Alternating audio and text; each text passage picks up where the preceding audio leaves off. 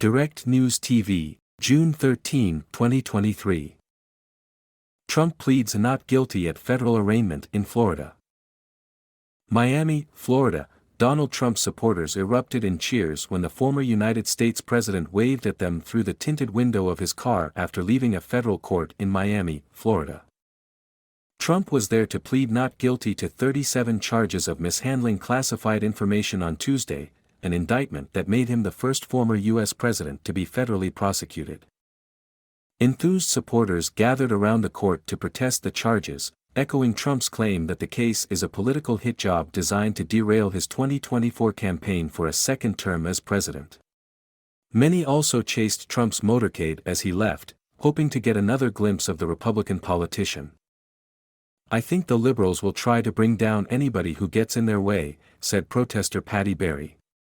She held a sign that read "Department of Injustice," referring to the Department of Justice, which is prosecuting Trump in the Miami case.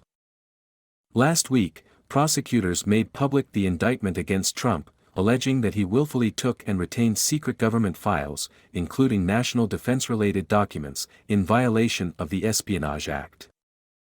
The indictment also accused Trump of keeping the classified files in an unsecured location, including a bathroom at his Mar-a-Lago estate in Florida. In addition, prosecutors said that he showed the documents to unauthorized people at private meetings. But on Tuesday, the former president's lawyer Alina Habba called the charges a blatant and unapologetic weaponization of the criminal justice system. Trump rebuked the indictment as a witch hunt and election interference in posts on his Truth Social platform throughout the day. He also thanked protesters who gathered outside the court to show their support. The number of demonstrators outside the court grew as Tuesday's hearing approached. Still, the dozens of reporters and photographers in attendance from around the world often outnumbered the protesters.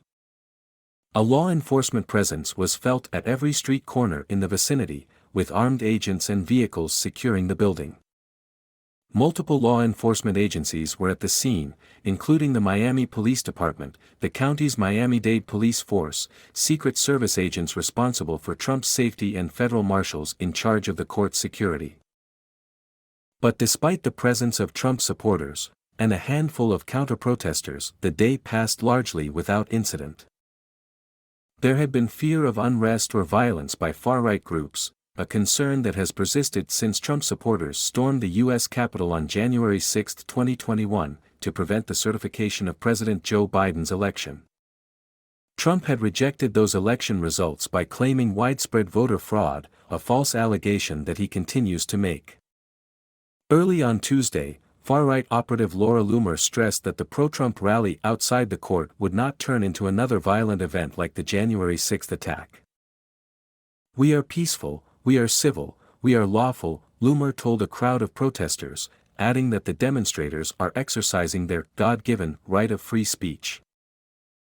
Nevertheless, the area around the court saw an exchange of shouting and insults between Trump supporters and the few counter-protesters who showed up, but the confrontations did not turn violent. Several Trump supporters had swarmed a demonstrator who wore a jail jumpsuit and carried a sign that said, "Lock him up." Dominic Santana, the anti-Trump demonstrator, later said he feared for his life during the exchange. "They were spitting at me, calling me an anti-gay slur, calling me a communist," he told Al Jazeera.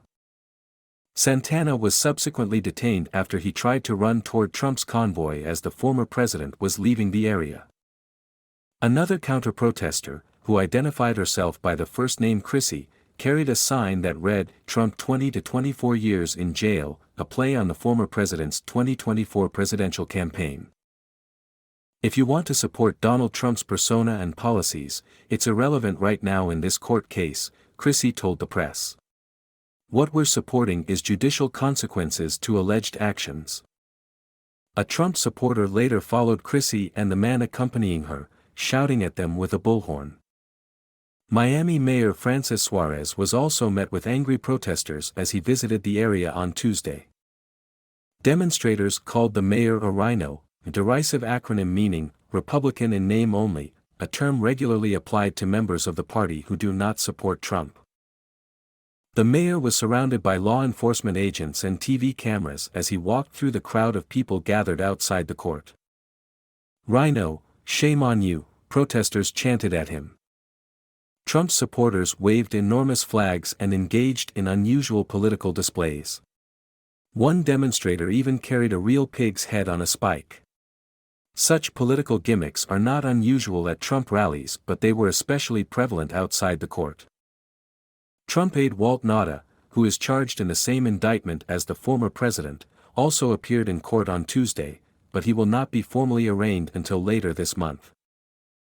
Tuesday's arraignment kicks off what could be a lengthy legal process, despite special counsel Jack Smith's promise to pursue a speedy trial. Smith is leading the prosecution and investigations into all federal matters related to Trump. Attorney General Merrick Garland, a Biden appointee, has distanced himself from the probes to avoid perceived conflicts of interest. The case now enters a phase of discovery and pre-trial hearings, where prosecutors and defense lawyers argue about the rules of the trial and what evidence could be presented to the jury. If this case goes the way criminal cases do go, the court will set dates for discovery. One can expect the defense will try and slow things down and deliberate as long as they possibly can, said Michael Meltzner, a law professor at Northeastern University in Boston. And then at some point, a trial date will be set. Meltzner told Al Jazeera last week it would be difficult to predict and the trial would start because of Trump's presidential campaign. Of course, he's presumed innocent, but it's a startling document, Meltzner said of the indictment. The professor also cautioned against speculating this early about the sentence Trump may receive if convicted. Yet, the charges, as set out in the indictment, are very, very serious, he said. If Trump wins the elections, he will likely pardon himself, a possibility that has sparked legal debate. But for now, his legal troubles do not prevent him from running for a second term as president, even if he is convicted. In fact, the former president saw a boost against his Republican rivals after he was charged in New York earlier this year for allegedly falsifying business records. Those state-level charges came in relation to a hush money payment made to a porn star ahead of the 2016 elections. Ron, a Trump supporter from Naples, Florida, who offered his first name only, told the press that Trump is the only serious Republican contender for 2024, dismissing the candidacy of the governor in his home state, Ron DeSantis. "These people are just taking up air right now," he said of Trump's Republican rivals on Tuesday. "There are no other candidates. My name is Kingsley." Please like, share, subscribe and hit that notification bell so you can be the first to be notified whenever we post. You won't regret it.